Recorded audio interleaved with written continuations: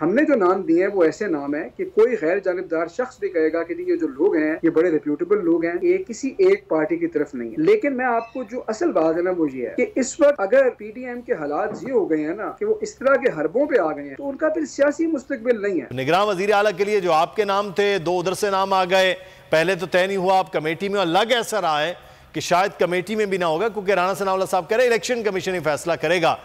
तो ये निगरान वजीर आला के लिए फिर आपके हाथों से गेम निकल रही है क्या? देखिए, दो तीन चीज़ें हैं। पहली बात तो ये है कि जो हुकूमत का एतमाद है ना इलेक्शन कमीशन के ऊपर, उसकी वजह तो मुझे भी पता है और आपको भी पता है। वरना अगर कोई भी जमहूरी कुव्वत हो, उसकी कोशिश ये होनी चाहिए कि मुशावरत से बात तय हो जाए। वो इसलिए चाह रहे हैं कि इलेक्शन कमीशन में ये फैसला जाए क्योंकि उनको लगता ही है कि वहाँ से उनको फेवरेबल फैसला मिलना, और उसकी वजह इलेक्शन कमीशन के पुराने फैसले हैं। दूसरी बात यह है कि देखिए, निगरान वज़ीर आला के लिए जो बुनियादी शर्त होनी चाहिए वो ये है कि नाम इम्पार्शल हो। अब जो दो नाम उन्होंने दिए हैं वो किसी सूरत जो है वो गैर जानिबदाराना नाम नहीं है। तो ऐसे नाम दे के इलेक्शन कमीशन से अगर फैसला वो करवाना चाहते हैं तो मेरे ख्याल में ये तो जमहूरियत की रूह के भी खिलाफ और खुल्लम खुला एक अटैम्प्ट है कि किसी तरह इलेक्शन फेयर ना हो। हमने जो नाम दिए हैं वो ऐसे नाम है कि कोई गैर जानिबदार शख्स भी कहेगा कि ये जो लोग हैं ये बड़े रेप्यूटेबल लोग हैं और ये किसी एक पार्टी की तरफ नहीं है। लेकिन मैं आपको जो असल बात है ना वो ये है कि इस वक्त अगर पीडीएम के हालात ये हो गए हैं ना कि वो इस तरह के हरबों पे आ गए हैं तो उनका फिर सियासी मुस्तकबिल नहीं है।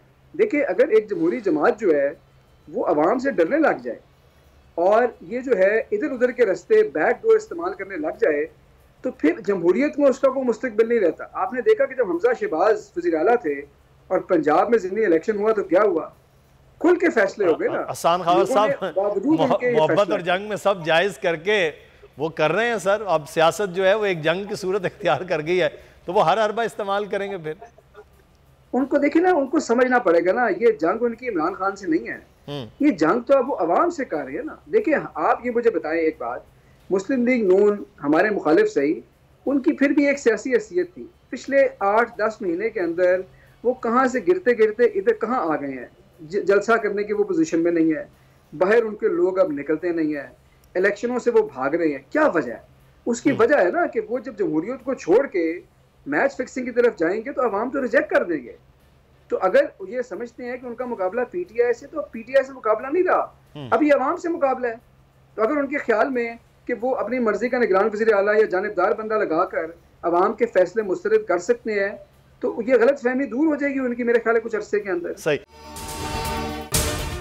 अगर आपको ये वीडियो पसंद आई है तो सब्सक्राइब कीजिए और बेल आइकॉन को प्रेस कीजिए। 2022 बहुत सारे तोहफे भी देखे गया पाकिस्तान की आवाम को। पाकिस्तान की आवाम को एक तोहफा ये दिया कि आवाम को पता चल गया कि पाकिस्तान का मीडिया क्या है। साल 2022 में सबसे ज्यादा देखे जाने वाला चैनल बोल न्यूज रहा नंबर 1। हमने बहुत सारे शोज और ट्रांसमिशंस की, पूरा साल मुसलसल जदोजहद में निकल गया कि ये वोट ऑफ कॉन्फिडेंस के पीछे कौन लोग थे। तोड़े रेटिंग के सभी रिकॉर्ड। सोशल मीडिया पर भी सबसे ज्यादा तेजी से 2.4 बिलियन व्यूज का संगे मील अबूर किया।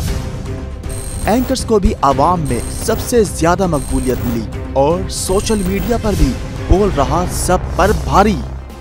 सब्सक्राइब करें और बेल दबाएं ताकि कोई खबर रह न जाए।